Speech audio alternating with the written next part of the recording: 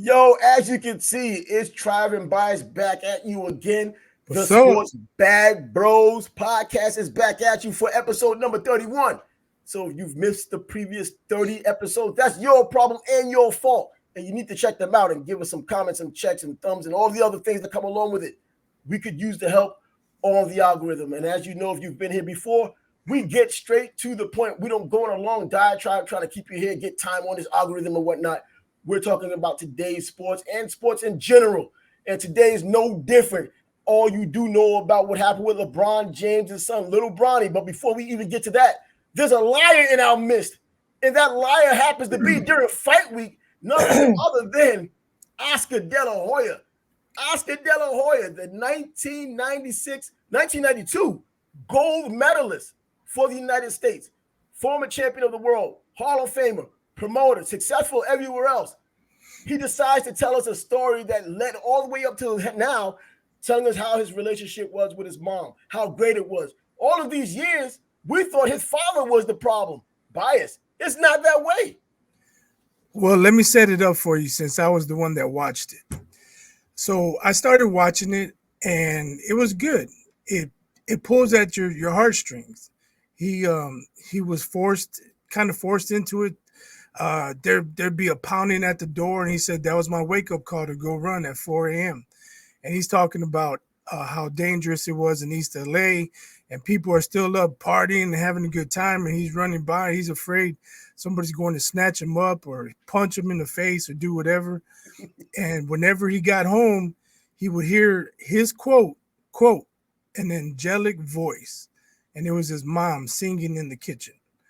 So, like I said, it pulls at your heartstrings. And then he started talking about when he had his first fights. He won his first fight. His uncle gave him 50 cents. And he was so happy. He's like, I can go buy whatever I want now. You know, he's going back to 6-7-year-old Oscar. And it really endears you to him. And then he drops the bomb. My mom telling me to win the gold medal for her is a lie. Come on, man. And the whole show takes a turn from that point on. I'm like, see, this is why I didn't like him. Man, now I feel justified for not liking him. I used to like him when he first came up, but then for reasons I won't go into right now, I stopped liking him. And I'm like, see, that's why I stopped liking your ass. Fucking liar. And then he started trashing his mom, whining about how she used to abuse him. Dude, you're Mexican. That's what happens in Mexican families. You know, he was the dumbass who ran into the street without looking and almost got hit by a car. But he wants to whine that his mom smacked him for it. Well, you should have been looking both ways. I'm pretty sure they told you that. They told me that. If you get smacked when you're doing things you're not supposed to do. You know, I have a cousin. He was playing on the pole for the clothesline, and his dad said, hey, get down from there. You're going to fall. And he kept playing. He fell, hit his head, and what did his dad say? See what happens? I told you, dumbass. I mean, that's life in the Mexican family. You got to deal with it. You deal with it, you get stronger. You learn. He wasn't climbing on that pole no more. Yeah, he had a bump on his head, but hey, you learn the hard way. I'm sorry, man. To me, he was trying to get empathy for everything he's going through, but you're going to trash your mom, your deceased mother, while doing it? You get no empathy from me, man. No, it doesn't get lower than that. It doesn't get lower than that, in my opinion, because when you start talking about your mom, your deceased mom, after all of these years, you tied it together as this was part of your success story. And in a way it was, because regardless of how she ended up treating him, he used that as motivation to get the gold medal and ultimately become a champion and now a Hall of Famer. You know, and I read some things about it. You saw it. I've read some things about it. So they were talking about it's a complex, complicated relationship. I mean, I can understand a mom running out in the street if a kid almost got hit by a car. That means almost killed, and still being so upset to when she finally gets you, she's pissed off and she's probably going to do what the car might have done to you. And you know what I mean? I can understand that, but I read also that he said he hated the fact that she hit him. Well, you're going to get hit for something like that. I don't know too many people who aren't going to get hit. He wanted to get hugged, he said, when she came about, and he was talking, oh, the car almost hit me. I'm crying about it. She's going to come give me a hug. She didn't. He said she beat him so much he was numb to it. And then he moves on from there, talks about what she had done, the singing part of it, you mentioned, she has such an angelic voice. And I read the story of how when his father met his mom kind of left Mexico when she was 14 years old, and how she had this beautiful voice and wanted to be a singer. And her husband said, hey, if that's what you want to do until it hurts, you can be a singer. But if you don't make it, let's get married. And ultimately she didn't make it, and she changed her mind or whatever. They ended up getting married, had their 3 sons, which Oscar is one of them. And, she said he makes it seem as though the animosity and the abuse was directed towards him and not his brothers. He made it seem as if she just beat him for no reason, or even some reasons in her opinion. He just can't see any justification in it, and he believes it was only him. Yeah, his brother didn't talk about it, but here's the thing. It seems like he was so devastated. Was he questioning, does his mom love him? I don't know. She skipped a chemo session to go watch him fight. That's the love and support, jackass. You would think a kid, if he's going through that, probably wouldn't understand. But after all of these years have passed and the success he's had, a lot of it based on being driven by what had happened in his childhood. At the time, I'm thinking it's his father. Before, remember the story was, I always tried to impress my father. All I needed him to tell me was that I was good or that he loved me. He never did. And then he finally told him something to that effect after the Trinidad fight, his loss. Like, hey, you are that great after all, or you are a good fighter. And that was more gratifying than anything else. And it was always the father who seemed to have been the antagonist, not the mom. And now you throw your mom under the bus. I mean, God, something tells me even if some of this is true, you still don't throw your mom under the freaking bus, man. Especially, when I think about a Mexican family, these are the tightest families you come across, in my opinion. Latino, Hispanics, tight family. They may have whatever issues that other families have, but when it comes down to it, nothing breaks that family bond. And I don't remember hearing or seeing too much of a Mexican family bond being broken. And he did exactly that. And he did it to his matriarch, his mom. Yeah, it's not a good look. It's actually pretty sad. And the whole series takes a turn for the worse. I mean, I give him credit for putting himself out there, but to me, he's trying to get empathy. You don't get empathy when you have kids with 3 different women within a 2-year, 3 years. Come on, man. Time span. You don't get empathy when your kids don't really know you until they're 18, 19, 20 years old. I mean, it's great that they're getting to know him now. He gave one of his sons a job and he's there now. He wants to be there now. That's great. But you don't get no empathy for being absent. That's true.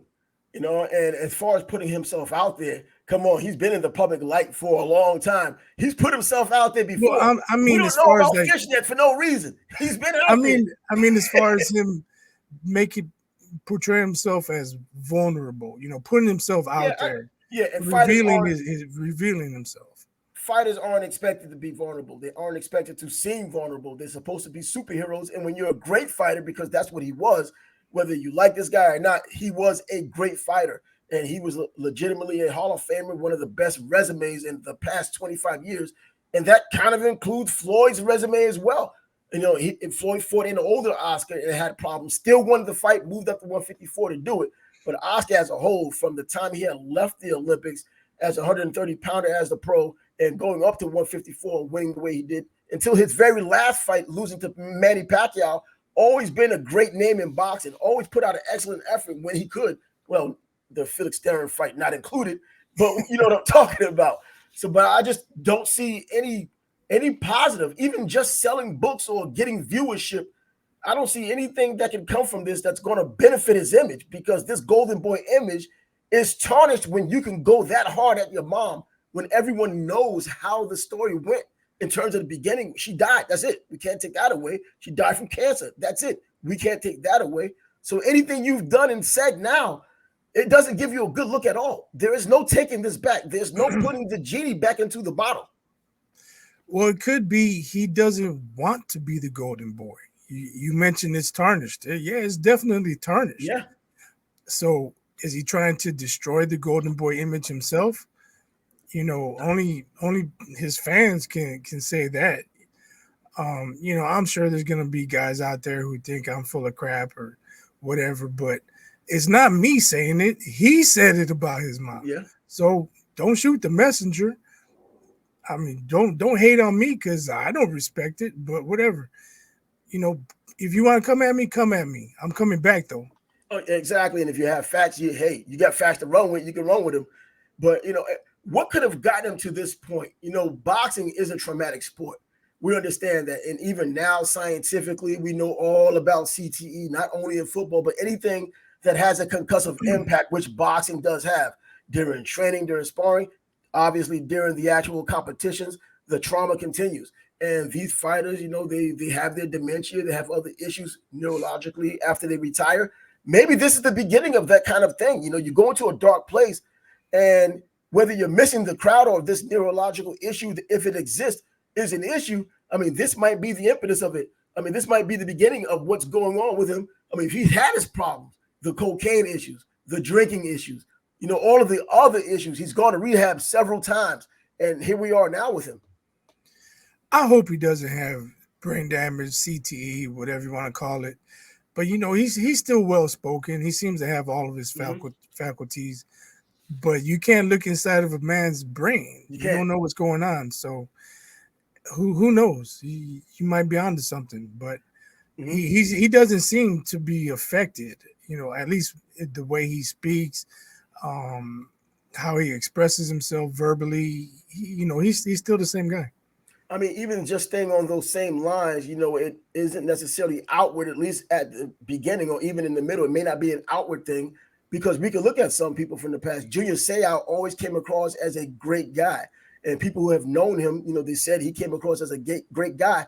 They didn't know whether something was going on in his life. And then we find out, well, what had going on in his life. He had CTE. He ended up committing suicide. And, he's not the only one to do something like that. There's been other people out there who, Dave Dewerson was another one who had his issues. I don't know how his personal life was once he was done with football, how he communicated with people, or could they just see him descending? I don't know. But, some of these things you can still keep a happy face on during the public meetings. And maybe these issues that happen with the wives and ex-wives and girlfriends and ex-girlfriends, maybe they got to see the worst of them. Yeah, you're right. We'll just have to wait and see, I guess. Again, I hope he doesn't have any brain damage, and he's not showing any. But time remains to be. I mean, it still remains to be seen. Yep, and hopefully Oscar gets his act together in terms of his personal life. I mean, this is already out there, so you cannot put the genie back into the bottle. So we'll find out, as time goes on. It seems like he wants to be an open book now. So I don't think that's a book that can close. So he'll have to answer questions, because you and I aren't the only ones that's going to talk about this. They're in boxing groups, especially the people who don't like him, who don't follow him. They're going to be the ones to really put the pressure on it, just ridiculing him, even though this isn't something, if it is this serious, that needs ridicule. I'm pretty sure it was therapeutic for him making this series, doing it, going through it, and getting all of that off of his chest. I just can't respect him saying what he did to his mom. Man. If you lived with that life for this long, just go with it, man. That's it, man. That's it. I don't see the positive that comes out of it.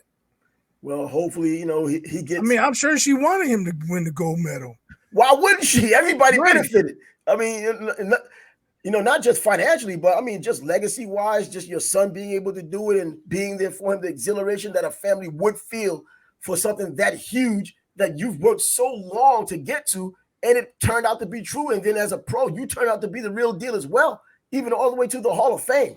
Hopefully things work out for him to where he feels even getting this little bit out kind of puts somewhat of a lid, or gives him some type of comfort knowing that, people do know the truth now. If it is a lie, well, I don't have to live with this lie anymore. And then he can move on. But yeah, that's Oscar, and that's what we're bringing to you right now on the probably has Bros podcast. He probably felt the weight of the world, and he got some of it off, I'm sure. So good luck to him, man. Yeah, and good luck to him. because I know a fighter out there, since we're on the subject of boxing, who doesn't need much luck, and that's a new way. Oh my The God, monster. unbelievable!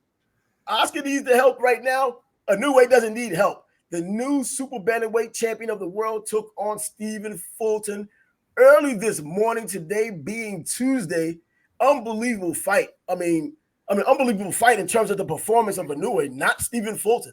Steve Fulton was supposed to have been the truth, and he is the truth.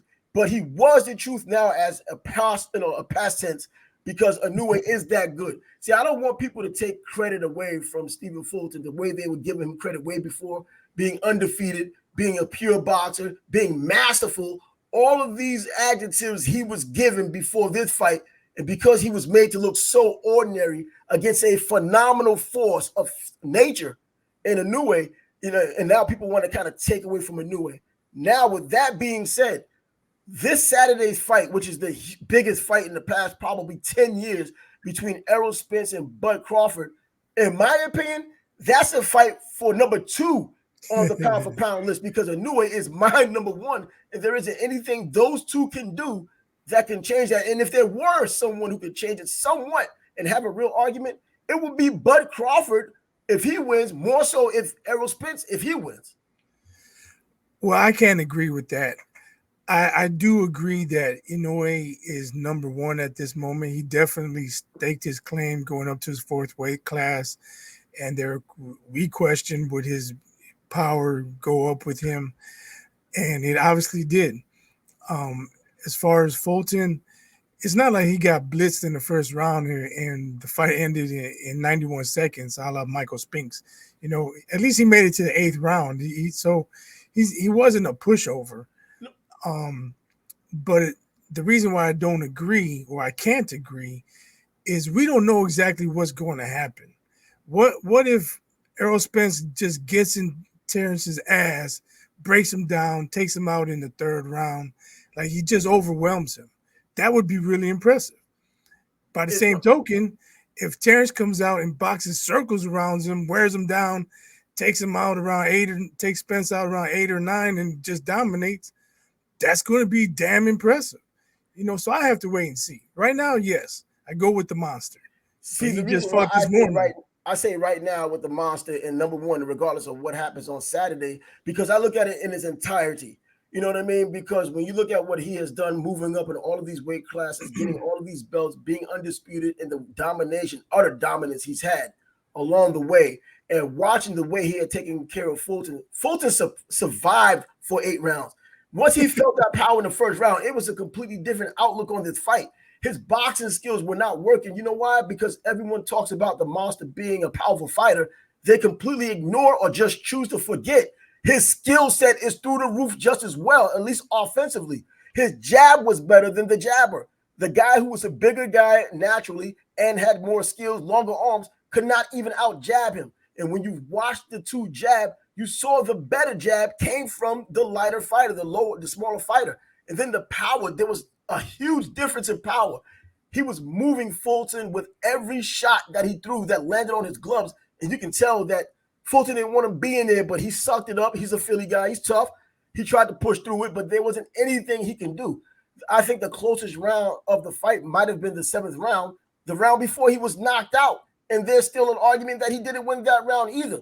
And the reason why I have Inoue as number 1 is because he moved through the ranks and he's utterly dominated everything through the ranks. This is his 4th title. He has multiple belts, but coming from 130 just up to 147. And if he beats Errol Spence, that's why I say he has more of a claim, because he is a former 130 pounder. Yeah, I hear you there. Going through the ranks, he's now 147. And if he beats Errol Spence, a bigger fighter, he has almost a claim, but not as big a claim as I believe that Inoue have. And in Errol Spence's case, he's been 147 and a weight bully his entire career. Yeah. He hasn't done anything but beat everybody who he's supposed to beat. And guess what? Even though the odds makers say one thing, if he beats Bud, you're supposed to beat a former 130 pounder. All that goes out the window, even though Bud has all knockouts at 147. The smaller guy is still the smaller guy. Yeah, I just have to reserve judgment. It's not like Monster beat the number 2 or number 3 pound for pound fighter in the world, and that's what's going to happen Saturday night. One of them is going to win, and by most accounts, they're both in the top three. So, if you're number two and you beat number three, or you're number three and you beat number two, you got a strong claim for number one. I understand that dynamic, but I still go back to all of the credit that Fulton was getting before this fight and how this was going to be so much of a problem for Inoue coming up. Remember, he still moved up in weight. And we know as boxing fans and people who've been around boxing for decades, not just a couple of weeks, months, or even a few years, that it does matter moving up in weight. Even with these micro classes, with these hybrid classes these days, you don't have to move up a whole lot of weight, but it still matters. And when it comes down to being a power puncher, that's why they wonder, does the power follow you to the next weight class when you're moving up? Well, we found out in spades in the first round, and then the way that this Fulton fought, the way he fought, as we know him to be so skilled and so talented and so masterful, none of that was on display. And when he tried to, he was overwhelmed by someone who has more skill than he has. The stab jab to the body, the way he kept him offline, the right hand, feigning to the body, then coming back up top to the head, that eventually knocked him down and ended the fight. Everything was on display here. And I said I got him number one too. The difference is you're saying there isn't anything either fighter can do Saturday night. I'm saying I have to wait and see. Okay. See, now if Errol Spence and Bud get together and either one of those guys just come with the clip that just knocks someone out in the first round, you know what? That's a clip that knocks someone out in the first round. Impressive, but not overly impressive, because that can happen in boxing. If it's a battle of attrition throughout the entire 12 rounds and someone gets knocked out in the 12th round, it leaves, it's exciting. But I'm saying the whole body of work, because if Errol Spence is the winner, you know what? You're supposed to beat that 130-pounder. And if Bud is the winner, as he's the favorite to be the winner, well, he's skilled and he's supposed to do that as well, because he has that skill set. Remember, Errol's the one who's allegedly the statue in this fight, where Bud is the one who knows all of these different levels, who has a diversity in his fight game, turning orthodox, going southpaw. He goes up and down. He moves all these different angles. He does all of those things. You know what I mean? I just think Inoue, just seeing him today, and it's not my first time seeing him. But this recency is the bias. most Recency bias. Huh? Recency bias. You know what? I don't even know. We got to do a show Sunday mornings to see what happens. It was such a dominant performance. I wasn't expecting that. I picked him to beat Fulton, but I wasn't expecting the absolute dominance. I thought, he'll knock him out in the 10th round. He got him in the 8th round, but the way he did it leading up to it, where he got Fulton in masterful boxing in a position to where he seemed like he didn't want to fight anymore. He didn't want to counter. He didn't want to be there. And he was feeling every shot. I just hope the same thing, or what happened to Chocolatito, doesn't happen to Inoue, because not everybody, but a lot of people were saying the same things about him. I remember that. He went up one weight class too many, and he just wasn't the same. And another thing about Inoue, I never heard of any contract issues with him. He moves on to the next guy if that's the challenge in front of him. You know what I mean? If you're a mandatory, he gets you. After this fight, he apologized to Fulton for getting injured when he hurt his knuckle. They postponed it from May. I mean, this is the humble nature, maybe even a cultural thing coming from Japan. But this is the kind of guy we have. He's on to the next. He has this honor, I guess, that a lot of Japanese people, culture-wise, are known for. And, it's on to the next. Contracts really don't matter. Be fair about it. Until the bell rings. Well, until the bell rings. Exactly. Then he's putting it on you like he just did. But wow, I mean, obviously that had to be mentioned, along with us finally going to talk about, this is fight week, Errol Spence, Bud Crawford. We're going to get on top of for that. Tomorrow, Wednesday and Thursday, live shows, a panelist of knowledgeable boxing fans, not fanboys. Let's hope they don't turn out to be fanboys, but boxing fans who know boxing. And we're going to have a constructive conversation with them. You all, if you get this soon enough, can join the conversation. You can agree, you can disagree, you can pick your guy, you can pick our guy, or whoever we decide we're picking. We just want the conversation to move, because this is fight week, a huge fight. And I think it would definitely be a treat for anyone who's a huge fight fan, or even if you're one of the sidelines or a fence fan of boxing. This is one of those fights where the mainstream person will get some benefit out of it as well. And I got confirmation from a special guest a little while ago. So looking forward to that.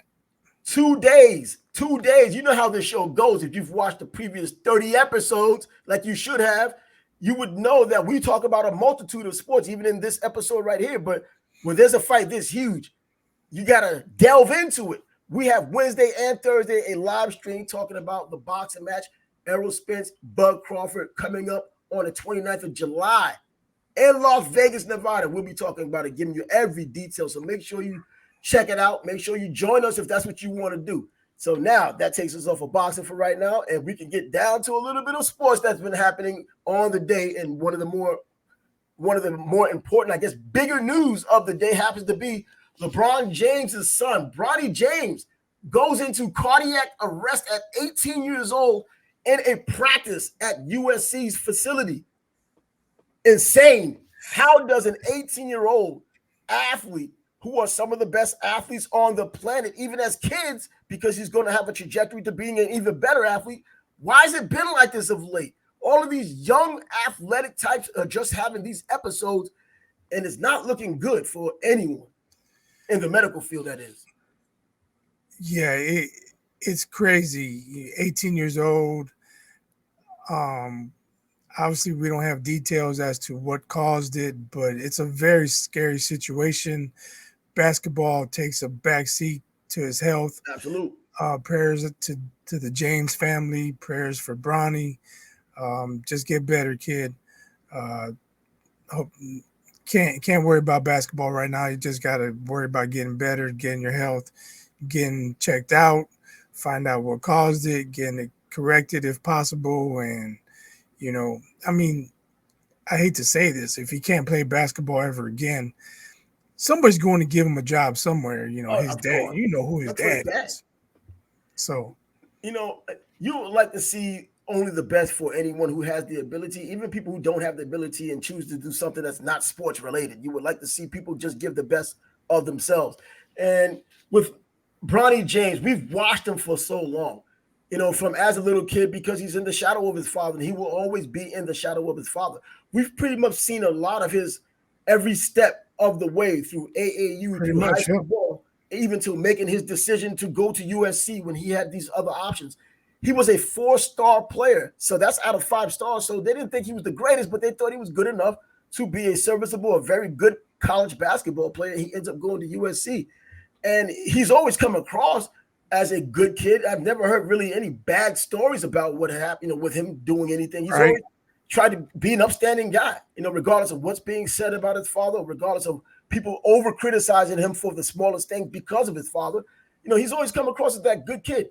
He was at the McDonald's All-American game. I don't believe he was even a starter. He wasn't complaining about it, but he did come out. He shined a little bit, hit those 3-pointers, was in the slam dunk contest. Just a good, solid kid. I mean, but, no one has any answer to this. You can only be kind of anecdotal, because there may have been instances like, Shaquille O'Neal's son. He didn't have a cardiac arrest, but he did have a heart problem. So that's just as bad when you're an athlete and you're overexerting yourself or asked to overexert yourself. And he had his issues. But he's back, ended up going to college after all and got himself into the NBA, a little contract there because of his father's name. Yeah, but, but it leads me to think about other players, not necessarily cardiac arrest, but other issues that happen. Hank Gathers, you and I could talk about Hank Gathers, about how his heart, a different story. And Reggie Lewis, exactly. Their heart issues. And, and knowing the differences, if you can put it in layman's terms, between cardiac arrest and a heart attack. Cardiac arrest is one of those things you can, it has to do with the electric flow, your heart, and that keeps your heart beating. Whereas a heart attack, you can probably see the telltale signs and know that going through your usual physical blockage, the calcification, and the blockage in your heart and all that type of stuff. You can get hints. You might need to do this, you might need to do that.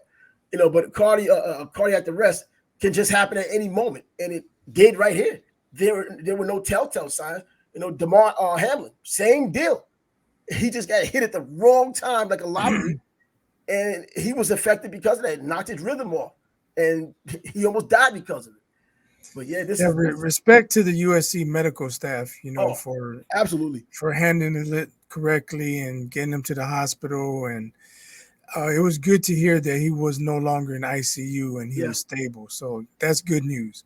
Keep getting better, Bronny. Yeah, exactly. And and the best thing about it, I think it's probably even a better thing that he was in a large metropolitan area with a hospital in Los Angeles that could help you ASAP.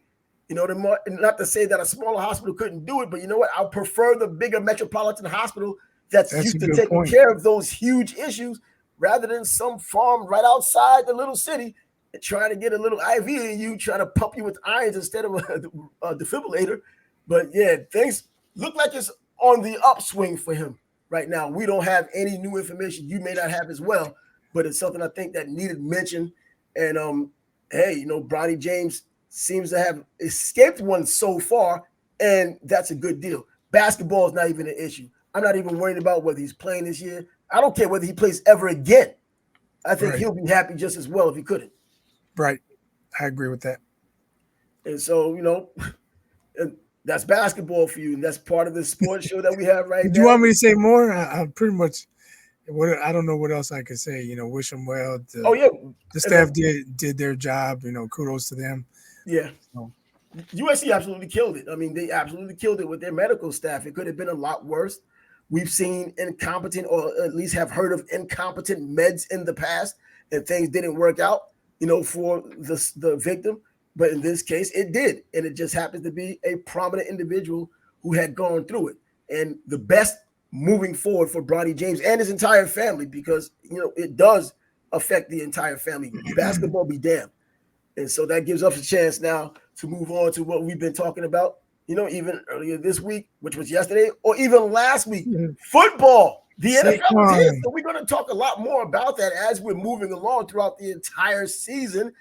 The NFL. The King of Kings, Saquon Barkley, he stood up tall and he said, you know what, I give up. So now he has a contract and he's going to play. He's not sitting out, not for $11 million. That's just $900,000 and change, more than his franchise number. Well, here's the thing about that. The base salary is $10.1 million. The $900,000 is in incentives. Yeah. If he doesn't get those incentives, he gets $10.1 million. The key is, if they franchise tag him again next year, then he'll be eligible to get that much more because he earned 11. But he's got to earn that 11. I don't even think they would do that next year. I think that if it came down to that, he probably would hold out, and he would have every right to hold out. At least, especially this year, if he goes out there this year, it's not 2030 next year though. Yeah, it is a 2030, but he can go out there and show some other team. He'll be doing this for another team, because even right now, they could probably still trade him if they wanted. You know what I mean? So they could probably get him under contract, like in the NBA, for the purpose of eventually trading him if the opportunity is there. I mean, how much does he really add to the team? He does. We mentioned the numbers yesterday, catching out of the backfield, the consistency running when he's healthy. He's missed 22 games, and he's been getting hurt a little bit more as of late because of his running style and because of little nagging injuries. But, like you've mentioned, he pretty much got his franchise number of $10.19 million. And now you're just going to get $11 million, which is just a little over $900,000 more in incentives. So it's much ado about. We talk about a short shelf life, and maybe does he kind of load manage himself? If he has 14 carries halfway through the fourth quarter, hey, my knees bothering me, coach. Hey, I can't go today. But then on Wednesday, he's feeling great. He's ready to play again the next Sunday. You know what I'm saying? Is he going to put in full effort? He only has that 1-year contract. That's true. We talk about short shelf life for running backs, and running backs pretty much just getting put out to pasture after they give everything they got. Who could fault him for not giving everything he has? Well, for $10 million, I guess you might want to give everything you have with the possibility of getting $11 million. No one's going to be in a soup kitchen anytime soon with that kind of a salary. I understand. I said it yesterday, but it is. Well, this is. But if he can extend his career 2 or 3 more years, that's more money he'll get. And you know what? And if you dogged it, I think NFL. I'm not saying dog it, but ease back a little, huh? Hold him back, yo, bro. I'm saying hit the brakes, just take the foot off the gas a little bit. If you're giving anything less than 100% when you're getting paid to but give you 100%, mentioned all the time he was this before he started getting injured. He he has was. to avoid injury. Well, and you know So what? don't run the Avoid ball 20, injuries, 25 times the more. avoid Cap injuries it at under natural 15. circumstances. Natural circumstances mean you got injured because you were doing 100%. Like in most football games or football teams, it's the guy that's not going full speed is usually the one that gets I'm hurt. not saying to not go full speed. I'm saying to cap the carries, the touches. That's what I'm saying. Cap it himself or have the coach cap it for him. Well, if you tell, hey, coach, my hamstring, I can't go. All right. The coach can't put him in the game? I mean, he can, but he won't go in. My hamstring hurts, man. Let's hope that if that's an issue, it is a real issue, not an imagined issue, because I just got to all mess with you because you're dogging it. I you're a mean, New York guy. it'll be so obvious if something like that were to happen, and your teammates understand that kind of thing. And the Giants, which is kind of a fringe playoff team, if they can get anything close to the playoffs and they see someone dogging it, they're going to recognize it. And then that locker room is going to become pretty tenuous and toxic if someone identifies it. They're like, yo, bro, we know you're in that 1-year contract, and I understand that players understand the business part of, we don't worry about other people's pockets. But when you worry about the entire team's success and you're looking forward, it works in the NBA. Yeah, they play a whole lot more trade. Harden got his trade. Kyrie got his trade. I mean, problem is Harden's trying to get another trade. But Barkley, I think the opportunity is there for him to get traded and still make some money. But the running back position isn't going to get any better while he's still active if the next collective bargaining agreement is coming up in 2030. But let's talk about someone who may get a whole lot of money and who may just deserve that money. And that's Nick Bosa from the 49ers. I mean, he's looking for a new contract. Right now, he's scheduled to make $17.8 million, but he isn't showing up to camp. He wants more than even the franchise numbers. So he may be the highest paid pass rusher in all the NFL if he gets his wish. And he would probably deserve it. I mean, the franchise tag for defensive ends is $19 million, $7.27 million.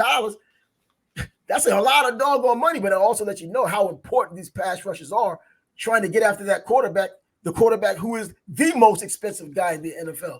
These aren't running back problems we have in here when it comes down to the dollars and cents. But with Nick Bosa, who's had injuries of his own, still a dominant force when he's healthy, still making the needle move, especially defensively when he's healthy. Yeah. I mean, defensive player of the year, reigning defensive player of the year, that is, and we'll see how much the 49ers value him. Oh, they will. They will. John Lynch is not exactly. That's where I'm going with this. I'm pretty sure he'll get maybe not what he asked for, but he'll get a nice extension, a nice pay raise. You know what? I think he's done enough for that organization, and he's young enough to where they will give him what he wants. You know what I mean? He means that much to that team. Now, we're talking about someone who literally moves the needle, the defending defensive player of the year. He was the rookie of the year, defensive rookie of the year, not too long ago. So this guy's been absolutely dominant, just killing it in the NFL. He's probably going to hit his prime right now. So if they're going to get it while it's hot, you get it while it's hot because, right. Give him what he wants now, because the way these numbers are moving up, I mean, they're going to be a lot higher 2 years from now than they are right now. So get him what he wants. You know what I mean? I'm not even talking about being reasonable. Get what needs done to him so he stays with that team long term, because it looks like San Francisco has something working here, and that leads us to their quarterback situation. With Purdy, he's back, looking pretty good. They cleared him. He must look pretty good. They cleared him to play, no restrictions. He's out there, so Brock is going to be playing. And his Cinderella story last year turned into this opportunity to now he and Trey Lance. What's going to happen there? Have to wait till camp. They're going to fight for it, right? But they should fight for it. I would think based on what Purdy had done during the playoffs, we already know why he didn't play well. He was injured, and he was still trying to prove to his teammates he deserved to be out there. And he got a lot of respect from his teammates and fans because of it. Trey Lance was this new card that they wanted to have out there in the football field. And we know how these new age quarterbacks are, the new Lamborghini. You have one in Chicago that runs the ball, throws the ball. He's a Lamborghini. The guy can run. All he needs to do is be more consistent passing the ball, and he may be something special. well, this is what Trey Lance is allegedly supposed to be. That's the trajectory. That's the expectation. But Brock Purdy is doing everything he was supposed to have done in spades. Yeah, it's going to be an interesting training camp for the 49ers. That's probably going to be a hell of a quarterback battle, and we just have to wait and see how it shakes out. Well, a lot of football. Somebody may be demanding the trade by week 1, or even prior to that. Who knows? You already know how it goes because Trey Lance, I believe, is going to think that I don't believe he thinks he's going to be handed the job, but I think every little thing he does he thinks goes directly towards him getting the job, even if it's a little bad thing. I think it's Purdy's job to lose. It should be because of what he had done last year. He's further ahead right now. Do you know his ceiling? I mean, obviously they didn't know his ceiling when they drafted him because they wouldn't have drafted him that late. They did, but Purdy did what he did in game time with pressure on him. Playoff scenario, the injuries, the only reason why we don't know anything about how well he could have done if he was 100%. Trey Lance, we don't know anything. We know a nice smile. We know that he has a strong arm, but your arm could be strong thrown it to the wrong person too.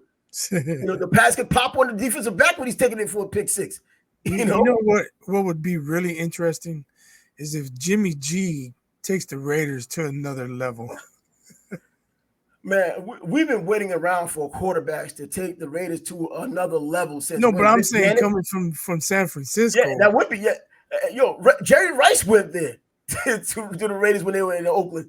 He went to the Raiders coming from San Francisco. So it was that vindictive thing. It would be nice and a nice storyline to do it, but the Raiders have so many issues of their own, including Josh Jacobs still not getting his contract. That's why I'm saying if Jimmy G leads them to a 10-7 or 11-6 record, that's going to be saying something. Well, it's going to be saying something for the Raiders because they aren't that good. Jimmy G, because they had David Carr all these years, and other than the one playoff run, they didn't get much done. Nope, they hadn't got anything done. But I don't even know. I say David, I meant Derek. Derek Carr. I've done it before with David and Derek. I mean, David Carr, if he was not murdered down in Houston, he probably would have been a very good quarterback. But his first year in Houston, man, it was like the offensive line was a turnstile, and he was just getting murdered Sunday after Sunday to where he was gun shy. He just couldn't read an NFL defense because he was a deer in headlights every Sunday after that. And so he never lived up to expectation. But, Derek Carr has been a solid quarterback. And in the NFL these days, there have been championships won by solid or even less quarterbacks. So, if you have your defense together, but the Raiders don't have their defense or their offense together. So, but if he can go in there, Garoppolo can go in there and do some things, hey, it will be an interesting storyline because it's always nice, I guess, when certain teams are in the mix, and the Raiders is one of those teams, whether LA, Oakland, or now Las Vegas.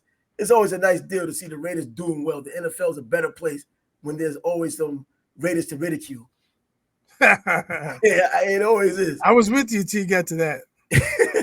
But you know what? We'll see. The NFL is wide open now, so you will be hearing a lot more about the NFL as we continue to have these shows, and also college football. If you want to check out one of the conversations I had with the most venerable Brent Beard with SEC football. I did an interview with him earlier, which was about a half hour. So you can check the list of videos and you'll find that we talked about the SEC, what to expect. And he probably proved more than anything why he is an expert college football analyst. And by the way, a Heisman Trophy voter. That's one thing I don't talk about as much. Brent Beard is a Heisman Trophy voter and has been one for years. And I don't take the liberty of asking him who his vote is. I always wait for him to make the vote. The numbers come out, then he'll tell me. But nevertheless, if you want to check that out, you can go ahead and do that. And along with SEC, did he vote for Tommy Frazier, or did he not have a vote back then? He just had a vote for a long time. You need to ask him that. You need to ask him that. Come on now. Brent is one of the greatest of all time. He's the GOAT. But this guy is also a bit of a homer. He's a Bama guy. He graduated from Bama. He's met Bear Bryant when he was at Bama, so he's been here for a while. But I want to know if he voted for Eddie George or Tommy Frazier. You know what? Knowing him, if I know Brent the way I do, it would have been Tommy Frazier because the Big Ten is a big nemesis of the SEC. If all else fails, go with the team that's doesn't really have much to do with you. But it was Tommy Frazier who beat up on the Gators, so I just don't know. I'll ask him. But speaking of the Big Ten, hey, just right, nice little transition there. The Big Ten, Jim Harbaugh. We're talking about Oscar doing some lying. Hey, Jim Harbaugh says, "Hold my beer." Check this out. I got some lies to tell you about some things that might have happened during COVID, during the dead period where coaches aren't supposed to talk to players. And I did it anyway, but I'm not going to tell you again. Yeah, a lot of times it's not the violation, it's the lying. Yeah. So you didn't do the violation that gets you in trouble. And now he's looking at possibly a 4-game suspension. That's going to throw a monkey wrench in their plans early this season. Yep, and there are a couple of other coaches that may be held accountable as well.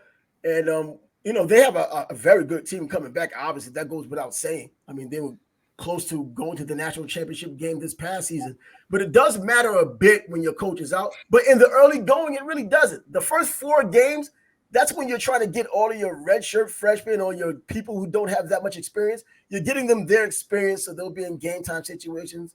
So when conference games come about, they'll at least have experience and ready to roll. You know what I mean? Or the veterans can really get the oil running and running like a machine by then. So I don't, those little frivolous first 4 games don't mean anything. Unless you're somebody like LSU who has to play Florida State in the first game, or you have these other, kickoff games they have with top teams that are playing. But a team like Michigan, obviously a major team, but they're not playing anyone significant for the first 4 games. I think the only real name that I saw on the list of the first 4 games was Rutgers. And the reason why I even say that is because, and it's a home game, by the way, because of Greg Schiano knows how to recruit like crazy, and those guys overachieve over there. You might have another Appalachian State upset happening in Ann Arbor. Not likely, but that's the only threat I can see over the 4 games that they're about to have. Oh, where'd you go? Oh, I'm still here. Yeah, I don't know. I hope they lose all 4 games. Yeah. Screw them.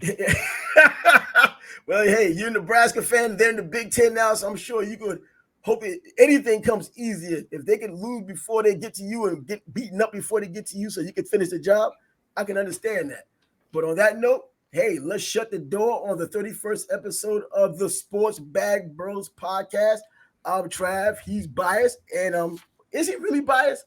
Not really. I mean, going by the way things went today, we didn't agree on a lot of things in terms of the new weight fight and the pound for pound champ. So no. We just didn't agree that it's open and shut. I'm saying let's wait till Saturday night. You're saying nothing can happen. Well, I can't say that because I don't know what will happen. Yeah, I have to wait and see. Well, I'll just stick by going. We'll ask our panel tomorrow how they feel about it. How about that? You know what? We'll do just that tomorrow. I know that the hype of the fight is going to make them say more than they should say, but I'm not going to say anything. The hype of the fight, because this is the thing in front of them. They want it to be a barn burner, and it should be a barn burner. All indications are it should be a barn burner between those two. But Inoue is just that damn phenomenal, man. This is a generational talent. I mean, seriously. Another Manny Pacquiao, maybe even better. I mean, he has the same body that he had when he was in the lighter weights that he has right now. So we're not questioning whether he was on juice or not. Another story, another day. I'm Trav. He's biased.